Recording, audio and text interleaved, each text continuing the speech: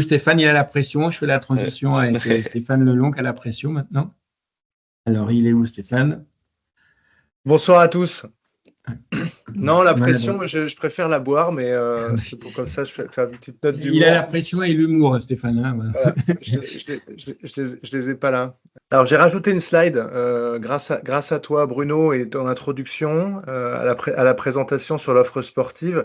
Comme ça, je vais faire le lien avec le plan accueil. Et comme la finalité de ce plan accueil, c'était l'offre sportive, je trouvais que ça avait du sens. Bien, donc Stéphane Lelong, directeur du pôle développement depuis décembre 2021, et donc en 3 ans presque. Évidemment que le pôle développement a été agité d'une autre manière avec cette dynamique des JO. Et on a voulu créer une présentation plus succincte et plus parlante pour tous de ce que la fédération, ses ligues, ses comités et donc in fine dans les clubs peuvent proposer en termes d'offres sportives. Et donc en propos introductifs, le travail qui a animé le pôle développement la saison dernière notamment, c'est de travailler sur ce plan d'accueil. Très certainement que l'engouement pressenti des jeux à domicile, ajouté aux résultats qui ont été ceux du tennis de table, on permet de dire que ça a réussi. Malgré tout, sachez que ce plan stratégique, il avait été pensé dès juillet 2023, puisqu'on était persuadé que d'accueillir les jeux à domicile ferait de la médiatisation pour tous les sports et aussi pour le tennis de table. Et donc, il fallait prévoir un accueil des licenciés. Je ne vais pas résumer et détailler plutôt tous les éléments de la frise. Mais il y a eu un certain nombre de choses qui ont été mises en place et dans plusieurs champs. On voit premier CQP d'animateurs, donc le pôle formation, en créant un nouveau diplôme professionnel sur le champ de l'animation. C'était une réponse pour améliorer l'encadrement. Bruno en a parlé tout à l'heure, lui, sur la partie initiale, qui est la formation des encadrants bénévoles. On a essayé de mettre en place des outils pour les clubs avec le guide du club que logiquement vous avez reçu il y a quelques jours maintenant en version papier, mais qui est disponible depuis le mois de juin en version numérique. Avec Mallory aussi, on a proposé, Mallory du pôle accompagnement des clubs et des territoires, proposé des webinaires au mois de mai, au mois de juin pour essayer d'anticiper cet accueil. Il y a du lien avec ma présentation en suivant de l'offre sportive. Vous pouvez revoir ces webinaires sur une page dédiée du site fédéral dans la partie jouer. Réussir l'accueil. Vous pouvez retrouver ces petits webinaires d'1 heure. Il y en a notamment les 2 premiers où on a fait intervenir Thierry Nolot, qui est un peu un spécialiste de l'engagement bénévole et de la structuration associative, qui était venu expliquer que c'est par l'offre sportive et c'est par l'activité interne proposée au club qu'on réussit le mieux à pérenniser, à créer des emplois, à pérenniser l'activité et à développer le club, et pas toujours en étant en recherche de financement externe. Donc, assez intéressant et à mettre en lien avec ma présentation d'après. 2 autres outils qui vous sont, à mon avis, très pratiques dès aujourd'hui et encore mieux demain. C'est le module de prise de licence. Aujourd'hui, de manière dématérialisée, les joueurs vont pouvoir renouveler leur licence dans le club pour essayer de décharger l'administratif des dirigeants du club. Et puis la carte des clubs qui va donner un peu plus de visibilité, notamment sur le site fédéral, avec une recherche assez intéressante qui nécessite tout de même de la part des clubs de bien référencer leur localisation de salle principale, souvent différenciée du siège social, avec les coordonnées GPS dans son espace Mon Club, afin que le club apparaisse bien dans cette carte. Donc évidemment, et Bruno l'a souligné, l'engouement et la réussite a été forte. Si on est à presque 25% d'augmentation de date à date, évidemment que le travail du pôle développement pour la saison prochaine et les saisons à venir va être de mettre en place les dispositifs qui vont aider les clubs à fidéliser les pratiquants. Et c'est là que l'offre sportive et la manière dont elle est présentée doit devenir un outil pour vous dès aujourd'hui et encore plus demain. Qu'est-ce que c'est que l'offre sportive? C'est d'abord un slogan qui vient résumer le champ d'action. Et tout ceci est issu d'une inspiration canadienne, la littératie physique canadienne, qui est en fait comment on fait du sport tout au long de la vie, comment on prend en compte le sport dans toutes ses dimensions. Et ici, on l'a formaté au tennis de table et à ce que propose ou à ce que doit proposer la fédération et ses structures déconcentrées. Donc, un ping pour toutes et pour tous. Là, on retrouve la mixité et tous les publics. Partout, on y reviendra. On peut jouer dedans, on peut jouer dehors, on peut jouer en réalité virtuelle, on peut jouer sur des mini-tables, on peut jouer dans son salon, dans son garage, on peut jouer dans un club et on peut jouer tout le temps dans cette notion de tout au long de la vie. Voilà, donc par juste ce slogan, on résume finalement, alors pas la raison d'être, mais en tout cas la philosophie, le grand message de ce que doit être la fédération et de ses structures. Et puis on a défini à partir de l'existant, de ce que faisait la fédération et de ce qu'elle devait faire, on a considéré dans le contrat de délégation avec le ministère qu'il y avait 3 disciplines finalement qui étaient proposées par la fédération. Une largement au-dessus des autres, on y reviendra juste après. 4 univers, une partie éducative, une partie active, la dynamique de santé, une partie inclusive et évidemment une partie compétitive. Et que ces 3 disciplines et ces 4 univers, ils étaient concentrés sur 15 publics cibles. Voilà, mais bien ancrés pour être parfaitement équilibré, hein, si on est sur nos 2 jambes, ça c'est le discours du président de la fédération, la performance sportive d'un côté, contribuer aux médailles, et ça a été le cas pendant les Jeux olympiques et paralympiques de Paris 2024, et la performance sociale, qui est un peu le développement, mais au sens large, voilà.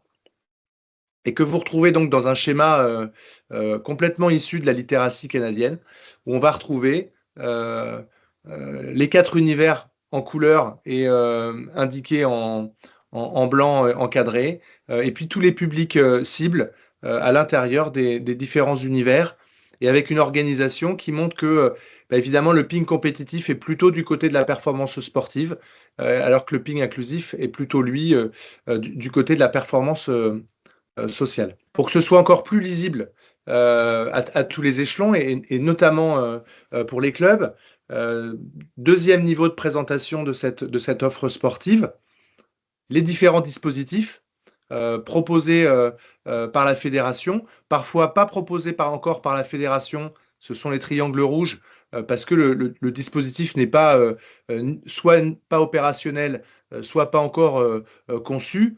Par contre, ça n'a pas empêché certaines ligues, certains comités départementaux ou certains clubs même d'être très avancés sur des dynamiques particulières. Je vais prendre par exemple dans le ping actif, le ping entreprise. Le dispositif fédéral est pas complètement ficelé et en place. Par contre, dans certaines structures, il y a une organisation qui est claire avec différents types de systèmes, soit d'accueil de l'entreprise, soit d'aller intervenir en entreprise, soit d'organiser des actions qui vont permettre de rentrer des financements pour la structure. Voilà. L'idée de cette présentation, c'est de pouvoir lister les différents dispositifs. Pour nous, à l'échelle fédérale, de voir ce sur quoi on doit mettre la priorité et travailler. C'est évidemment de transformer les triangles rouges en orange et de transformer les triangles orange en vert. Et puis, de pouvoir, sur une slide, sur un visuel, de pouvoir voir l'ensemble des publics et des dispositifs qui vont y être associés au service de ce slogan, hein, du ping pour toutes et tous, partout, tout le temps. Donc les 4 univers, et puis des leviers de promotion, des leviers de financement, des leviers de qualité. Je vais revenir un tout petit peu dans le détail de chacun. Frédéric, tu me rappelles à l'ordre si je dépasse le temps. Pour l'instant, t'es pas mal. Mais rapidement, donc Mais 3 ça veut pas dire disciplines. que, hein, Oui, tenez-moi en alerte. 3 disciplines. Je vais pas revenir sur le ping en intérieur et traditionnel. C'est évidemment la discipline principale organisée par la fédération. Elle est majeure. C'est le cœur des actions fédérales. Je glisse tout de même que, et c'est écrit noir sur blanc dans le contrat de délégation entre la fédération et le ministère, la pratique du hardbat et du sandpaper, raquettes avec des picots secs ou avec une couche de papier de verre, sont inclus dans cette pratique du ping intérieur, sont inclus dans la délégation ministérielle. Et puis depuis 2-3 ans, on a 2 nouvelles disciplines qui elles aussi sont reconnues par l'État. Le ping en extérieur, avec une vocation pour la fédération de pouvoir proposer quelque chose aux 5,6 millions de pratiquants occasionnels. C'est nouveau, c'est différent parce que s'adresser à un public qui n'est pas forcément licencié en club, c'est quelque chose qui est plutôt méconnu, mais qui s'appuie sur un concept qui, alors, personnellement, me paraît particulièrement intéressant. Construire des sites de ping en extérieur, c'est une opportunité qui est bien moins coûteuse que de construire une salle spécifique de tennis de table. Euh, c'est un endroit où on peut aller animer, donner de la visibilité à l'activité. Et on a créé une application pour que l'individu puisse se faciliter son activité tennis de table et une licence hors club. Ces 3 derniers concepts, hein, l'animation, l'application et la licence, doivent se développer tranquillement dans le temps au fur et à mesure de notre capacité à pouvoir communiquer avec le grand public qui aujourd'hui n'a pas franchi forcément les portes d'un club. Et puis la troisième discipline, qui elle prend un essor différent, c'est le ping en réalité virtuelle. Euh, je les présente bien de manière distincte pour surtout pas les opposer. Euh, je considère que les 3 disciplines sont parfaitement complémentaires et quelqu'un peut avoir son ping en intérieur l'hiver, son ping en extérieur l'été et son ping en réalité virtuelle depuis son salon ou son garage à des moments où il n'a pas accès à sa pratique traditionnelle en club. Donc c'est bien une discipline pour jouer autrement et de manière complémentaire. Ça permet de montrer l'activité à des publics qui sont éloignés. Je pense notamment, il y a de plus en plus de structures qui vont proposer du tennis de table en EHPAD à partir des casques de réalité virtuelle. Il y a des études scientifiques aussi qui vont venir agrémenter cette idée que la pratique en réalité virtuelle est un bon moyen de lutter contre la sédentarité et peut être un outil du ping santé. Et puis, ça facilite la progression du débutant. Ça peut fidéliser les pratiquants adolescents étudiants qui sont souvent en perte de vitesse en licence traditionnelle dans le club. Voilà, donc c'est 3 champs dont la fédération est responsable, évidemment, aujourd'hui, à des niveaux d'implication et d'engagement très différents. 4 univers, 15 publics cibles. Je ne veux pas rentrer trop dans les détails, mais pour retrouver un peu ce ping tout au long de la vie, évidemment, on démarre dans cette notion de ping éducatif avec le dispositif du ping des 4-7 ans qui existe depuis une dizaine d'années. Euh, Bruno parlait tout à l'heure de cette très belle opération qui est née en 2021, pendant la saison 2021-2022, une école, une table, qui permet de répondre euh, au, au public du ping qui est à l'école, avec aujourd'hui 3 dispositifs, le premier papongiste, une école, une table, et le challenge des cours de récréation qui se déroule en lien avec les Jeux Olympiques qu'on a organisé avec la semaine olympique et paralympique. Et puis, on a considéré aussi que le public 8-12 ans était un public phare et fort de la fédération. Fédération qui s'est appuyée sur la méthode française pendant des années et qui a essentiellement intéressé ce public.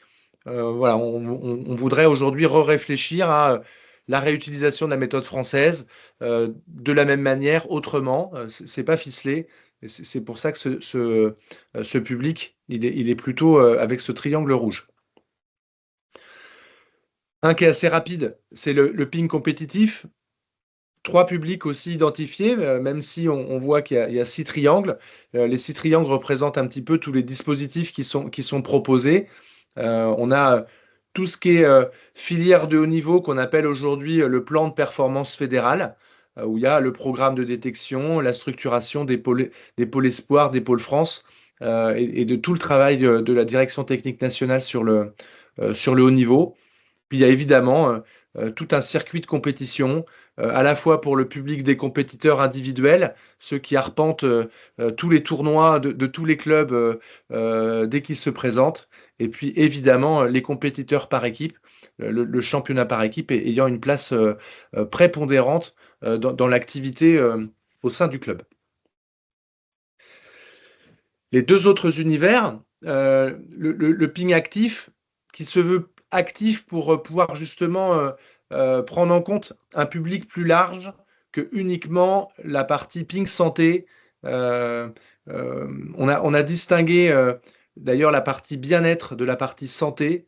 On considère que le ping santé, c'est plutôt pour ceux qui ont des pathologies ou des limitations importantes, maladies neurodégénératives, donc Alzheimer, Parkinson, affections de longue durée, etc. Donc, pour ceux qui seraient orientés finalement par le milieu médical dans une pratique sportive, hein, le sport sur ordonnance, mais on va retrouver dans ce ping actif faire du sport en entreprise, toute la dynamique, et Bruno l'a souligné aussi tout à l'heure, l'afflux d'adultes ou de seniors qui viennent reprendre une activité dans le club et parfois plus souvent dans une dynamique de loisirs et pas forcément compétitive.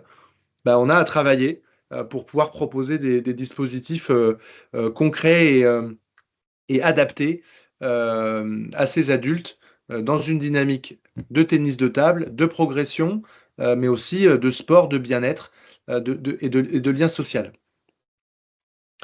Et puis enfin, le 4e univers, le ping inclusif. On a considéré qu'il y avait 4 publics. Je ne vais pas trop rentrer dans les détails, mais d'ailleurs, on se partage un petit peu ces publics-là entre le travail du pôle développement et du pôle accompagnement des territoires. Malgré tout, la fédération a une convention depuis plus de 20 ans avec le ministère de la Justice qui voit d'un très bon œil l'activité tennis de table en milieu carcéral. Sachez d'ailleurs que c'est la 3e activité sportive la plus pratiquée dans les centres pénitentiaires. Une grosse dynamique depuis 3-4 ans sur l'emploi. Comment le club de tennis de table est un vecteur pour permettre à l'individu de reprendre confiance en lui, de retourner à l'emploi. Donc, comment les valeurs associatives et l'activité sportive permet d'eux.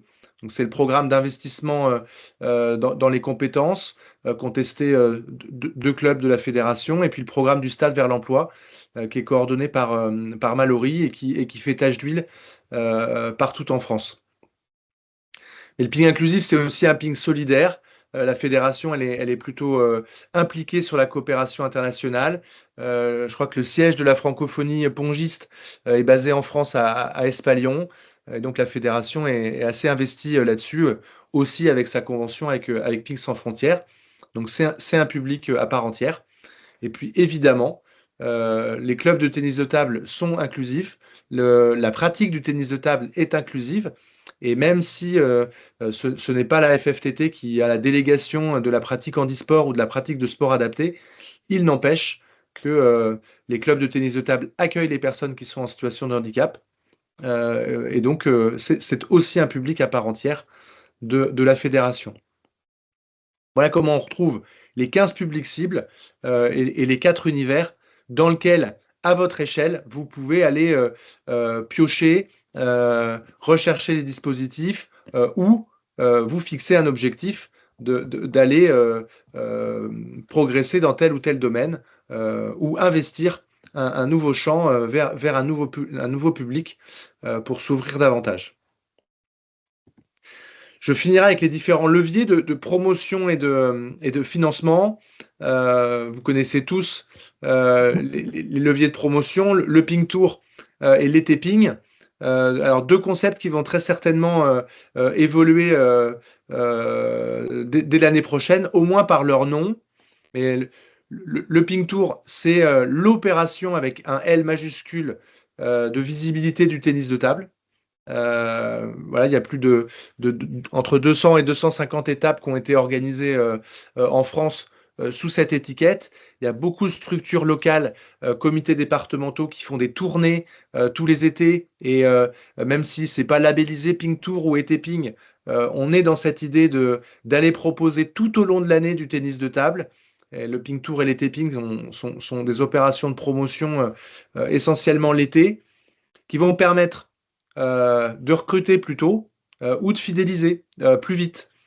Si vous avez des actions à proposer à vos licenciés l'été, eh ben, ils vont parfois plus facilement reprendre la licence tout de suite plutôt que de laisser traîner 3 mois, de vivre d'autres activités et puis d'en changer finalement à la rentrée. Voilà pour la promotion dans les différents leviers. Puis les leviers de financement, un principal, très utilisé par les structures, le projet sportif fédéral. Donc les financements de l'Agence nationale du sport qui passent par le biais de la fédération.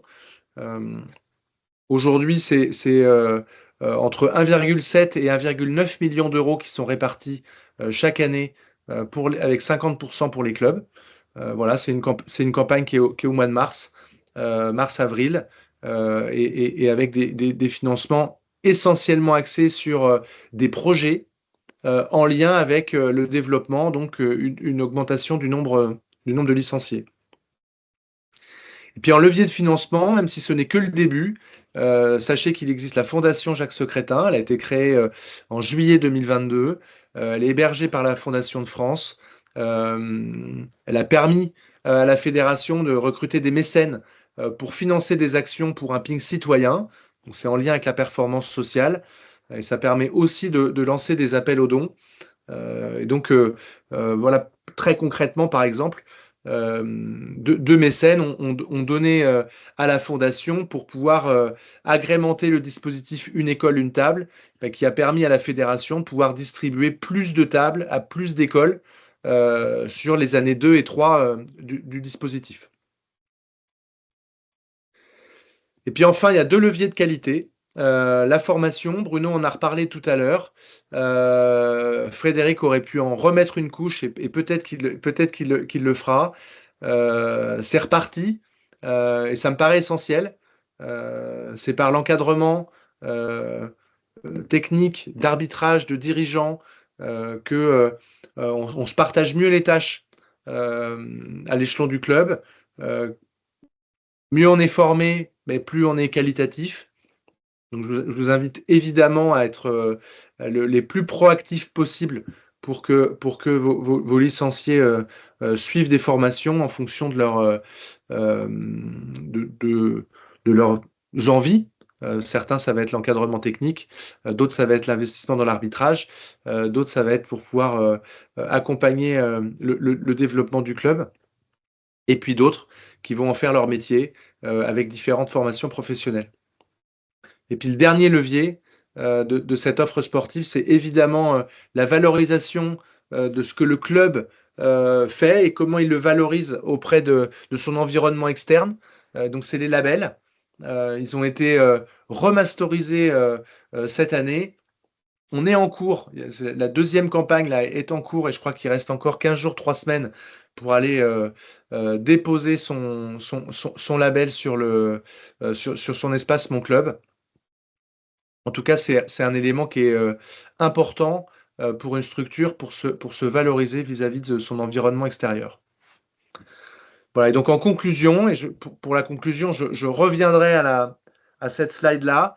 Voilà, je vous ai présenté un petit peu plus en détail tout le champ d'organisation de la fédération et de ses structures déconcentrées au service de tous, de toutes et de tous, pour jouer partout et tout le temps. Voilà, et pour ça, c'est réparti sur plusieurs types de publics, dans plusieurs univers, autour de 3 disciplines, et avec différents leviers sur lesquels vous pouvez vous appuyer pour aller de l'avant. Voilà, s'il y a des questions, je Merci suis Stéphane. peut-être capable d'y répondre. Merci Stéphane, effectivement, et place aux questions. Alors, je l'ai dit, la première question est toujours la plus dure. Commencez direct par la deuxième, si vous voulez. Une question de Stéphane. Et en attendant que la question arrive, je vous parlais du site internet de la fédération. Vous verrez que dans la rubrique Jouer, en page d'accueil, dans la rubrique Jouer, vous retrouverez les différents dispositifs sous cette présentation. N'hésitez pas à y aller. Vous pouvez aussi accéder au partage des bonnes pratiques. Il y a une 50aine de fiches aujourd'hui avec des exemples de clubs qui ont fait des choses réussies et inspirantes en lien avec cette offre sportive. En attendant que Stéphane retrouve le son, Sonia a une question. Oui, bonsoir. Je suis désolée, j'arrive pas à activer ma caméra, donc c'est pas grave. Moi, j'ai une question qui concerne par rapport à la formation, par rapport à la slide que tu as montrée, Stéphane, là, qui reprend donc toutes les formations, en particulier pour les jeunes. Je vois bien, donc, initiateur de club. Bon, voilà, moi, je suis présidente du comité de Loire-Atlantique et c'est vrai qu'on va mettre en avant toutes ces formations parce que ça, c'est, bon, moi, je suis convaincue, c'est indispensable. Mais est-ce qu'il existerait, par exemple, un fascicule qui reprendrait pour les jeunes, un document que l'on pourrait un peu, quand on va prospecter vers des jeunes, leur dire tout ce qui existe et mettre en avant le CQP, mais quelque chose de synthétique. Voilà, moi, je me vois très bien aller dans un forum des métiers et aussi, voilà, avoir notre place pour promouvoir tous ces métiers du tennis de table, le CQP, les BPGEPS, des GEPS et autres. Alors là, je viens de découvrir, par exemple, l'affiche. Je ne l'avais jamais vue, celle que tu as mise sur la slide. Donc, je me dis, bah mince, celle-ci, il faut que je la trouve. Alors oui, alors je pense que c'est plutôt à Frédéric de répondre. Ah, pardon. Mais l'affiche va avec un petit fascicule de 4 pages qui, à mon avis, répondrait parfaitement à ta demande. Voilà. Et peut-être même que je l'ai oublié, mais il y a aussi une formation qui est pas inscrite dans le dispositif fédéral, mais qui s'appelle AJR, un peu Agir pour le dire vite, qui est un peu l'ancêtre de la formation pilote ou jeune entraîneur de club, qui est un très bon moyen de mettre le pied à l'étrier des jeunes sur un stage où ils vont jouer et s'entraîner et progresser, puis en même temps apprendre les premiers éléments dispensés dans l'initiateur de club. Ça, c'est souvent un premier bon palier. Je sais de quoi je parle. Je suis passé par là pour commencer ma passion dans le tennis de table. Sonia, je ne sais pas si Stéphane a répondu à ta question. Si, c'est bon, merci. À Stéphane. Peut-être pour compléter la réponse donnée à Sonia, la fiche, je pense qu'elle doit être disponible sur le Drive Communication, Stéphane ou Frédéric. Oui. On peut la retrouver là. Et le livret aussi. Le livret, je ne sais pas. Je pense que c'est plutôt accessible, mais Frédéric, dans l'espace dirigeant sur le site de la fédération. Alors oui, et puis on est en train en plus on est en train de migrer là de plateforme de PerfTT2 à PerfTT3, donc ce sera l'occasion justement de mettre à jour l'ensemble de ces documents. Alors, est-ce qu'il y a une deuxième question? Bonjour, c'est donc Guillaume là de Nantes Joseph Tennis de Table. Tu évoquais là, les 50 fiches et les 50 bonnes pratiques, on peut les retrouver où? J'étais dans la partie jouer, mais je ne trouvais pas les 50 fiches. Eh ben, l'annuaire des bonnes pratiques, observatoire et annuaire des bonnes pratiques, je pense que c'est dans la colonne de droite, dans la rubrique jouer du site fédéral. J'y vais en même temps pour être sûr de ne pas dire de bêtises. service au club, annuaire des bonnes pratiques et observatoire. Dans la partie droite, dans la 3e colonne, dans la partie jouée, et juste 2e ligne sous service au club, annuaire de bonnes pratiques et observatoire. Voilà, et là, vous arrivez sur un site internet, c'est une page web de partage de bonnes pratiques. Vous pouvez remonter vos bonnes pratiques qui seront partagées de manière publique ici, et aussi aller chercher, en fonction des différentes thématiques de l'offre sportive, des idées de réussite dans d'autres clubs. Nous avons la question de Stéphane, je pense qu'il va intéresser pas mal de monde. Hein. On a évoqué l'afflux dans les clubs suite à l'effet JO. Et donc, la question de Stéphane, c'est de savoir, d'avoir des idées, des moyens pour résoudre ce problème de créneaux, notamment, et puis d'afflux dans les salles non spécifiques dans le cas que tu évoques, j'imagine. Oui, c'est une très bonne question. Alors, le ministère travaille avec les fédérations pour essayer de résoudre lever surtout quelques freins. Premier frein à lever, c'est d'utiliser les équipements des établissements scolaires. Il y a aujourd'hui une contrainte technique que l'établissement scolaire doit pouvoir mettre à disposition son équipement de manière autonome sans avoir à rentrer dans la cour du collège ou du lycée. Donc, il y a des travaux à faire dans les équipements scolaires, mais c'est une première piste. Et la loi sport de 2022 tend à ce que demain, les gymnases des équipements, les gymnases des établissements scolaires devront être mis à disposition des associations sportives pour pouvoir augmenter les créneaux. Après, rien ne remplacera le lobbying et donc la structuration et le développement du nombre de licenciés pour pouvoir aller faire du lobbying auprès de sa collectivité et donc gagner des créneaux. L'exemple dans mon propre club où on était 14, le jour où on a trouvé un bout de garage, on a créé une section jeune, on est passé à 30. À 30, la mairie nous a donné un créneau de plus dans le gymnase partagé. Les résultats et l'afflux de licenciés, dernier point, font qu'on ne pouvait pas négocier au mois de juin les créneaux pour septembre.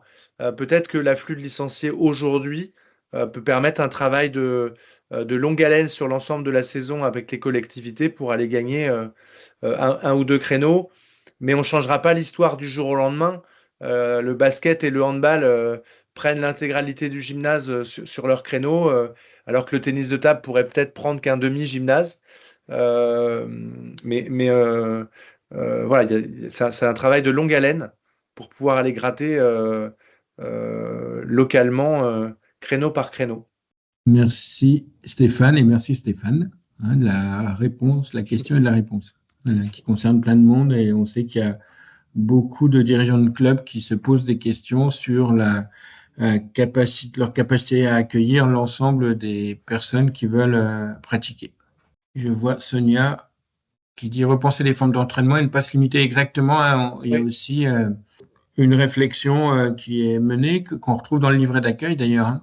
Oui, je vous invite à lire le document Réussir l'accueil, où c'est un résumé du guide du club, mais il y a surtout une vingtaine de situations pédagogiques très ludiques, très adaptées à un public loisir d'ailleurs, mais où on joue à 3, 4, 5 ou 6 par table. Voilà, et suffisamment de situations pédagogiques différentes pour pouvoir les modifier, les faire évoluer et avoir de quoi proposer une activité à plus que 2 par table sur l'ensemble d'une saison. Et effectivement, l'utilisation et l'évolution des formes d'entraînement, alors c'est quelque chose qu'on applique déjà. On a redécoupé aussi nos créneaux. On est passé de 3 à 5 créneaux le samedi matin pour les jeunes. La difficulté, c'est qu'à un moment donné, on peut quand même pas les empiler. Bon, moi, j'ai pas de problème avec le basket et le hand parce qu'il y en a pas chez nous. Je suis dans un petit village. Moi, j'ai le problème avec le tennis, qui est assez frustrant parce que le tennis, ils remplissent le gymnase avec 2 joueurs. Quand j'aimerais bien pouvoir en mettre 40. La difficulté, c'est effectivement plus sur l'accompagnement des clubs et des dirigeants. Alors, sur le fait de pouvoir mettre en place des structures, effectivement, c'est pas des choses qui se font qui se font en claquant des doigts. La mise en place d'une salle ou d'un équipement spécifique, c'est long, ça demande des financements, ça demande un certain nombre de partenaires, de partenariats avec les instances. Moi, ce que j'aurais besoin aussi, c'est d'un accompagnement sur la façon de créer les créneaux, c'est une chose, mais aussi de les animer. Moi, dans tous les publics et tous les univers que j'ai vus, ils m'intéressent tous. Je peux pas tous les faire aujourd'hui parce que bien évidemment, j'ai pas le gymnase 24 heures sur 24, mais j'ai pas non plus les personnes pour s'en occuper. Aujourd'hui, dans mon club, on est 2 dirigeants. On a suivi tout le parcours, hein, depuis l'initiateur de club jusqu'au CQP, alors quand on l'a fait, c'était pas le CQP animateur, c'était le CQP moniteur de tennis de table. On ne l'a pas fait pour être rémunéré, mais parce qu'on avait besoin d'apprendre et d'acquérir des compétences pour pouvoir encadrer nos joueurs, que ce soit les adultes ou les jeunes. Mais à un moment donné, pour aller plus loin, j'ai besoin de professionnaliser ma structure. Moi, j'ai un métier à côté. Je peux pas faire des créneaux d'entraînement à n'importe quel moment de la journée ou de la semaine. Et ça, c'est quelque chose vers lequel je sais pas trop comment aller. Comment créer, pérenniser, financer un poste pour pouvoir justement déployer d'autres créneaux. Et je pense à d'autres publics. Je pense que notamment à des publics comme le Ping Santé, vous parliez tout à l'heure des pathologies neurodégénératives. C'est pas forcément des publics qu'on va accueillir le soir ou parce que c'est pas forcément d'ailleurs des créneaux adaptés pour eux, mais encore faut-il avoir la capacité et les gens pour pouvoir les accueillir à d'autres moments, et ça, je sais pas comment le créer. Nous, sur Nantes, là, et dans la Ligue des Pays de la Loire, on a eu un super soutien avec l'initiative qui est le groupement d'employeurs et qui nous permet, nous, du coup, d'avoir, nous, des entraîneurs DGEPS qui ont vraiment des formations qui permettent vraiment d'aller beaucoup plus loin sur tous ces accompagnements. Donc, c'est déjà du professionnel et ça permet de partager les ressources entre les clubs, en fait. Parce que le problème, c'est que monter sur ces étapes-là avec les côtés financiers, c'est vrai que c'est pas simple. Donc, moi, j'ai la chance de quand même déjà dans un gros club avec 250 licenciés où on a des moyens, mais ça n'empêche pas qu'on passe par ces leviers de groupements d'employeurs qui sont aujourd'hui des grosses solutions. Enfin, je pense, Sonia, tu pourras mieux le mettre en valeur que moi. Mais ça, c'est une des pistes, en tout cas, sur le côté professionnalisation et avoir un accompagnement sur. Après, il faut avoir la structure, la salle, évidemment, en journée. Mais en tout cas, nos entraîneurs nous interviennent en journée sur des publics spécifiques avec ces leviers-là financiers partagés, quoi. On aura un webinaire spécifique sur l'emploi, sur les aides à l'emploi, sur les statuts, sur les groupements d'employeurs. Donc, je ne sais plus si c'est le 3e ou 4e, est consacré à ces problématiques-là. D'accord. Bruno, j'ai vu que tu avais levé la main aussi. Oui, pour rebondir, compléter ce qui a été dit sur la recherche de créneaux, de solutions, avec toutes les limites que tu as évoquées, Stéphane. Ça m'a fait penser aux expériences de coopération de clubs.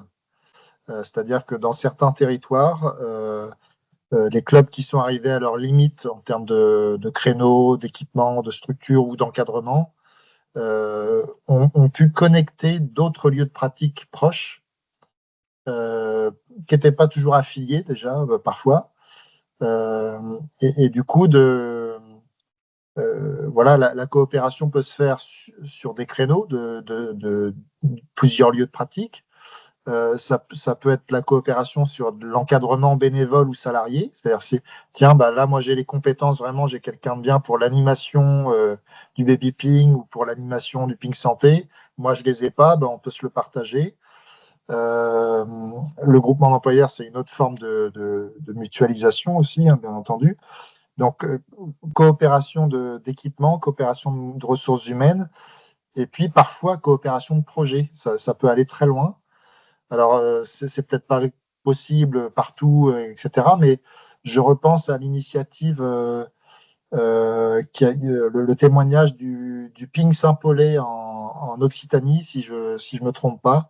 Et c'était dans un webinaire de l'an dernier, si je me souviens bien. Mallory, peut-être tu pourras peut-être ou Isabelle, tu pourras peut-être te souvenir de ce webinaire et de la date. Et je sais aussi qu'il y a eu des expériences plus anciennes à Poitiers, hein, où il y avait plusieurs clubs en fait qui ont collaboré et connecté plusieurs lieux de pratique.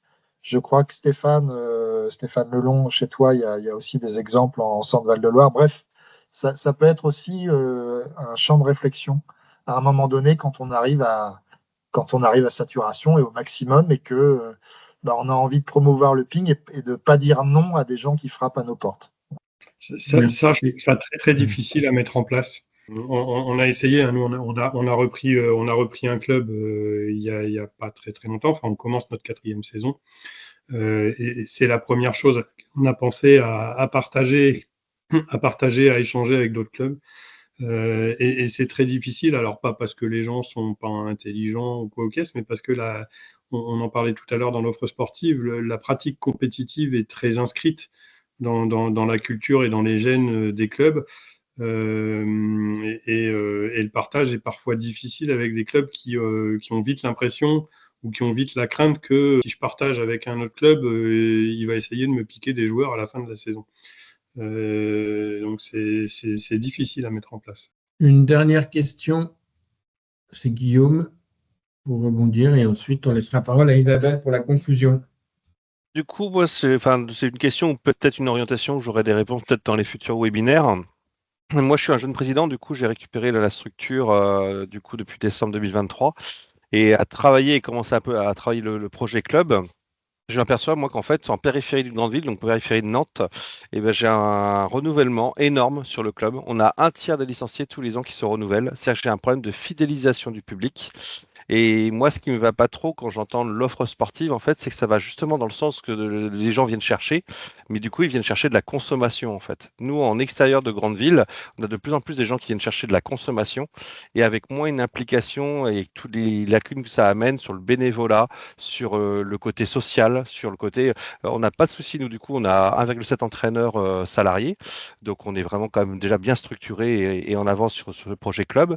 Mais le souci, c'est que du coup, on est vraiment dans une approche où les gens viennent sur du créneau, sur de la consommation, viennent chercher leur moment de sport, viennent chercher leurs différentes pratiques, que ce soit le loisir explose. On a une pratique avec les JO, évidemment, STT, qui a été impressionnante. Je me suis dit, oh, on n'a pas trop l'effet au mois de septembre. Si. Là, on se l'est pris pleine face, on est saturé, on a fermé les inscriptions, donc comme beaucoup de clubs, donc je m'en plains pas. Mais du coup, je me suis en train de me dire, ouais, mais si c'est pour avoir un tiers de ces gens-là qui partent l'année prochaine, finalement, moi, en tant que président, ça ne m'intéresse pas. Parce que les publics aujourd'hui que je suis en train de perdre, j'arrive pas à fidéliser mes retraités, qui sont le vivier des gens qui ont du temps, qui peuvent donner du bénévolat.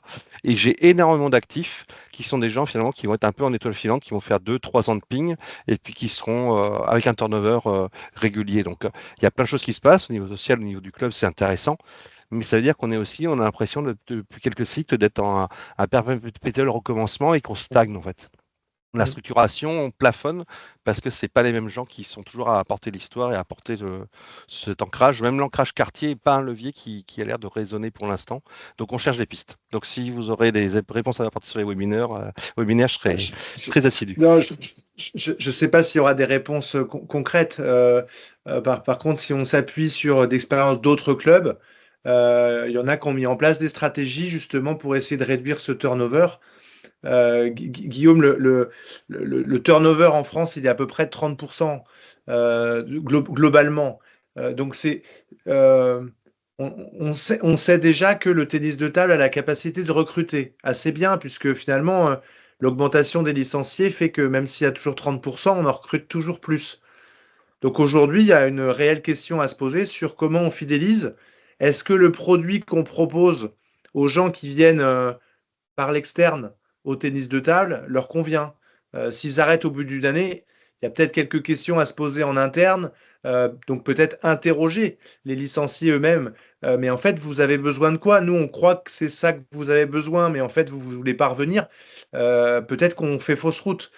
Il y a des clubs qui ont mis en place un système de réinscription dès le mois de juin avec une petite réduction par rapport à la cotisation pour pouvoir avoir que la personne quitte pas le club pendant 3 mois pour aller à autre chose. Il y a des clubs, et d'ailleurs on avait le témoignage d'une bénévole du club de Montion hier sur le réseau des clubs.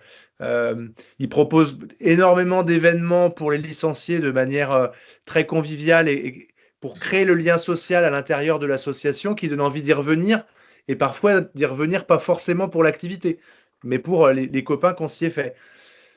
Et je pense que des pistes comme ça, il y en a peut-être des centaines. Je ne suis pas sûr qu'on pourra apporter des solutions concrètes, mais il y a sûrement à se réinterroger en tout cas, parce qu'on croit qu'on fait bien ou on croit qu'on propose du produit clé en main, et comme la liste à l'après-vert que j'ai présentée dans l'offre sportive. Euh, mais mais peut-être que chaque individu a ses considérations et que celui qui, une année, finit le travail à 19h, bah, il peut venir au ping-pong à 19h30. L'année d'après, il finit à 19h45 et il ne peut plus venir parce qu'on ne peut pas lui proposer le samedi ou le dimanche. Voilà. Donc, des exemples, je pense qu'il y en a des centaines. Merci Stéphane. Pour conclure, donc, Isabelle, je vais te laisser la parole. Présidente de la Commission fédérale emploi-formation. Oui, bonjour à toutes et à tous. Je suis ravie que vous ayez été présents. Je remercie les intervenants, Bruno, Frédéric, Stéphane, Jules, bien sûr, Jules qui a été présent et qui nous a fait part de son retour sur les Jeux Olympiques et de la façon dont il vit le sport de haut niveau. C'est important, c'est vrai que c'est notre vitrine, hein. C'est notre vitrine, ces sportifs de haut niveau et qui ont permis de mettre cette dynamique en fait au niveau du ping cet été. On a posé le cadre. Je suis ravie que ce premier webinaire ait amené déjà à des questions. C'est intéressant de voir ça. Le prochain webinaire ne va pas être trop long. Donc, le prochain webinaire, je vous le rappelle, ça sera le 26 novembre à 19h30 sur le thème de l'environnement du sport et du cadre réglementaire. Il sera présenté par Adrien Dodu, entre autres, Bruno, je ne sais plus, je crois que c'est lui principalement. On est en train de caler Voilà. le programme définitif. D'accord, voilà. Exact. Et voilà, je suis contente que vous ayez participé à ce premier webinaire. Et il y aura les 7 suivants. Et ce sera encore l'occasion d'échanger sur vos questions et la façon dont on peut vous accompagner en tant que nouveau dirigeant ou moins nouveau, hein, enfin plus ancien, on va dire. Voilà, enfin. Donc, sans plus tarder, je vais vous souhaiter une excellente soirée et on se retrouve le 26 novembre. Merci à tous. Merci à tous, au revoir.